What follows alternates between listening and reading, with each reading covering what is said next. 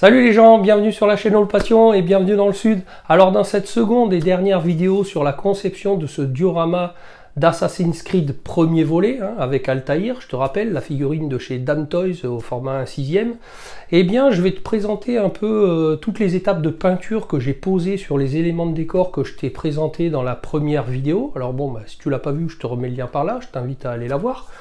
Et puis ensuite la conception de petits éléments pour finaliser ces décors là, à savoir par exemple le vitrail de la fenêtre que j'avais fait sur le mur.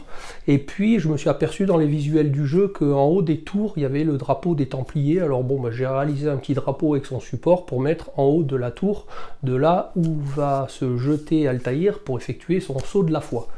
Ensuite, je te ferai une petite review rapide avec, comme promis, un petit visuel 360 de la figurine pour que tu vois tout ça d'un peu plus près. Et puis, on mettra tout ça en place dans la vitrine avec le fond de chez My Display pour mettre en exergue un peu cette figurine. Comme d'habitude, si tu as des questions, n'hésite pas à me les poser dans les commentaires. Tu as vu, je réponds à tous les commentaires qu'on me fait. Et puis ça me fait plaisir de voir que vous êtes de plus en plus nombreux à regarder un peu mes contenus. Alors en tout cas, je compte sur vous encore une nouvelle fois pour liker et me mettre un petit commentaire si vous aimez le contenu que je vous propose. Ça aide aussi au développement de la chaîne et puis à son référencement. Allez, c'est parti. Dans un premier temps, je passe une couleur de primaire grise que j'ai confectionnée à partir de mon blanc et de mon noir de chez Vallejo. Je te mets les photos que je passe ainsi à l'aérographe sur l'ensemble de mes deux décors. Puis, je modélise le vitrail de la fenêtre qu'on voit sur la tour et puis que je décide de préparer pour l'impression 3D. Cette impression 3D qui va durer un peu plus d'1h30 pour un rendu que je trouve plutôt sympa. Comme tu as pu le constater, j'ai modélisé les croisillons en relief par rapport à ce qui est le vert du vitrail et je décide donc de peindre tous les croisillons avec un marqueur acrylique noir. Il est temps ensuite de réaliser les joints entre les pierres de mon décor. Pour cela, j'utilise comme d'habitude du joint placo, tu vois, c'est du PR4, que je mélange de manière onctueuse pour badigeonner ensuite sur l'ensemble de mon décor.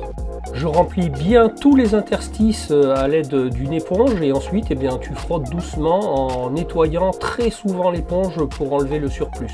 C'est exactement la même technique que lorsque tu fais du joint de carrelage traditionnel.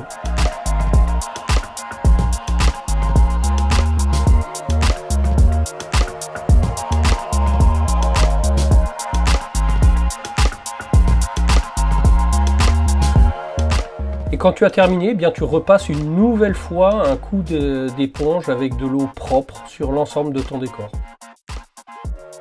Une fois que le décor est bien sec, il est temps de passer aux ombrages en appliquant un shade ou un lavis. Mais bon, moi tu te rends bien compte qu'avec toute la surface du décor que j'avais à faire, il était hors de question que je vide plusieurs pots citadelles de Null Oil ou de Agraxer Shade. Donc je me suis fabriqué mon propre shade. J'en ai d'ailleurs profité pour faire une petite vidéo pour te présenter ma recette de ce shade. Dis-moi dans les commentaires si ça t'intéresse que je te présente tout ça.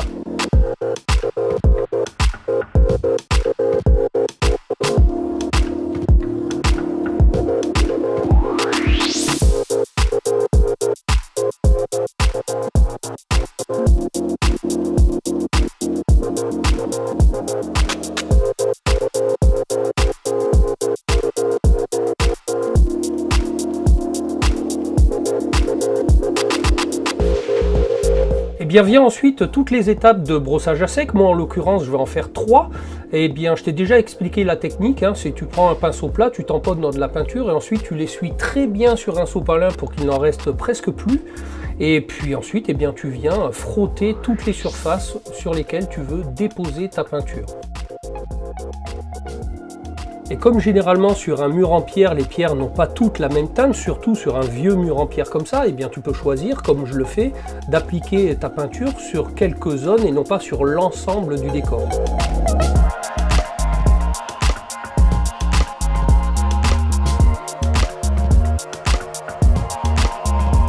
Bon, et bien voilà ce que ça donne en rendu final avec toutes les nuances que j'ai pu apporter sur l'ensemble du décor, sur toutes les pierres.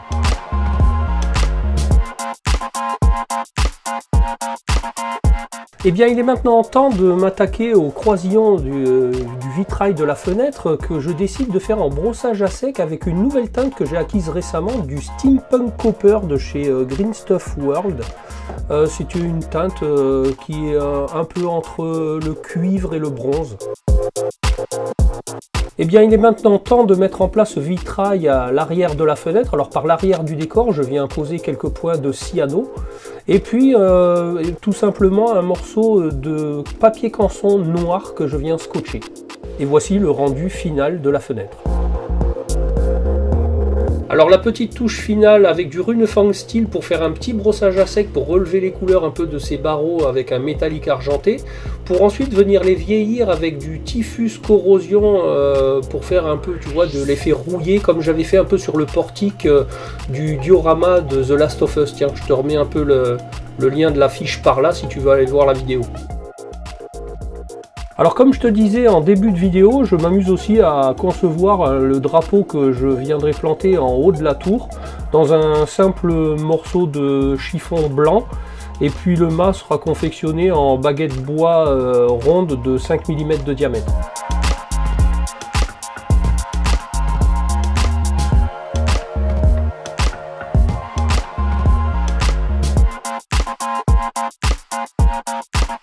Alors la petite astuce pour rigidifier le drapeau, lui donner des plis et le laisser un peu à l'horizontale au gré du vent, eh bien tu mélanges simplement de la colle à bois dans de l'eau, tu le trempes bien dedans et puis tu étales ton drapeau sur une surface plane et puis tu lui formes un peu des plis et tu laisses sécher ça comme ça.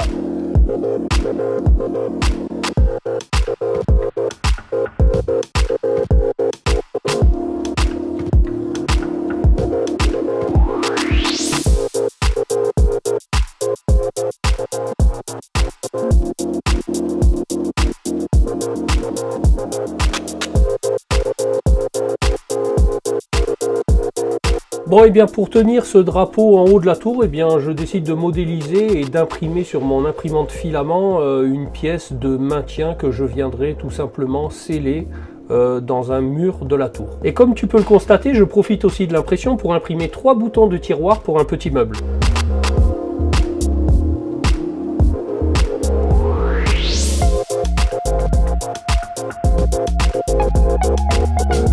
Une fois le trou effectué dans la mousse extrudée du mur de la tour, eh bien j'utilise une colle bien connue des modélistes, la Stabilit Express. Il s'agit d'un mélange bicomposant d'une colle résine associée à un durcisseur poudre qui devient très dur, qui sèche très vite et surtout qui ne fait pas fondre la mousse extrudée.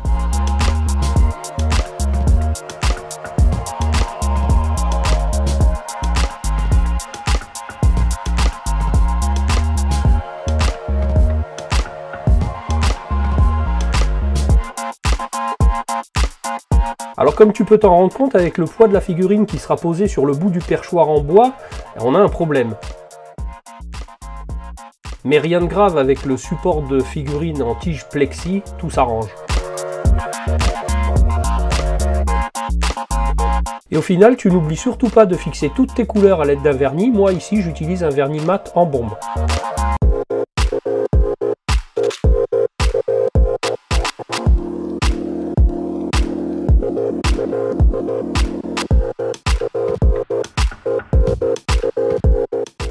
Alors comme promis, bien, je te fais une petite review rapide de la figurine de chez Damn Toys. Alors comme je te le disais dans ma précédente vidéo, dans la boîte, moi, il ne me reste plus rien.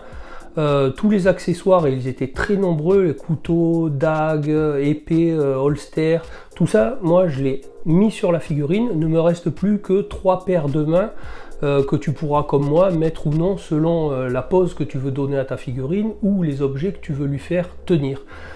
Et bien sans plus attendre, je te propose un petit visuel 360 de la figurine.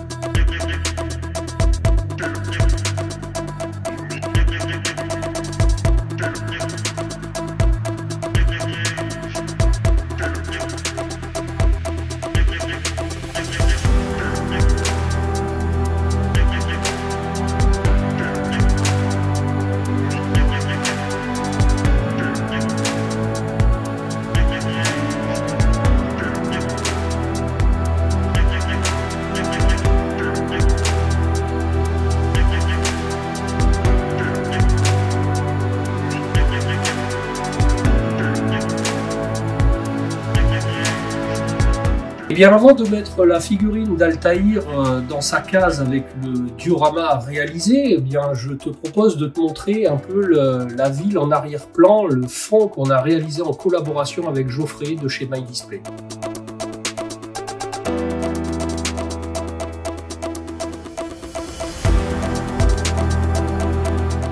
Alors je te montre une fois le décor installé dans la case, devant le fond. Eh bien, tu vois, j'ai laissé un petit espace pour créer un peu l'illusion de la 3D. Et puis maintenant, eh bien, on va mettre Altaïr sur son perchoir.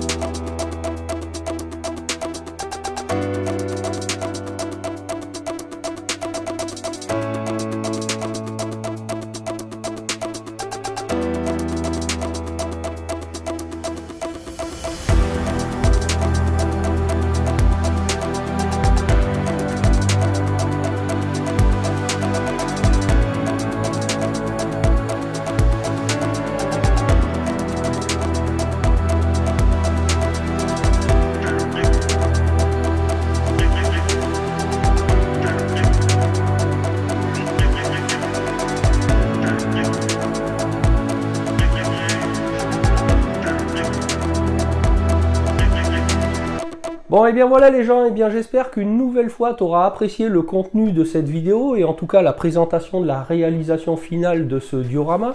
Alors et bien si c'est le cas, je compte sur toi pour me le témoigner avec les gestes, un petit pouce et tu me le dis dans les commentaires et à partager la vidéo sur tous tes réseaux. Ça va m'aider aussi à faire grossir la chaîne sur YouTube et tous ces gestes là sont bons pour le référencement. En tout cas si tu as aussi des questions, eh ben n'hésite pas à me les poser, hein. Je lis tous vos commentaires et ça me fait super plaisir. Et puis en tout cas j'essaye de répondre à toutes les questions le mieux possible. Je te mettrai aussi en description tout le matériel que j'ai utilisé. N'hésite pas à aller voir, hein, ça t'évitera de chercher si tu recherches tel ou tel produit que je t'ai présenté ou que j'ai utilisé. Si tu découvres la chaîne par hasard et puis que tu as trouvé ça bien, je t'invite à t'abonner et puis surtout d'activer la cloche avec toutes les notifs, hein, si tu veux être averti de la sortie de mes prochaines vidéos. Je t'invite aussi à me suivre sur Instagram où je te propose du contenu de mes différents projets en cours et à venir. Tu peux toujours aussi aller checker mes anciennes vidéos, tu peux trouver ça intéressant, divertissant. Et puis moi je te dis à bientôt pour une prochaine vidéo. Salut les gens!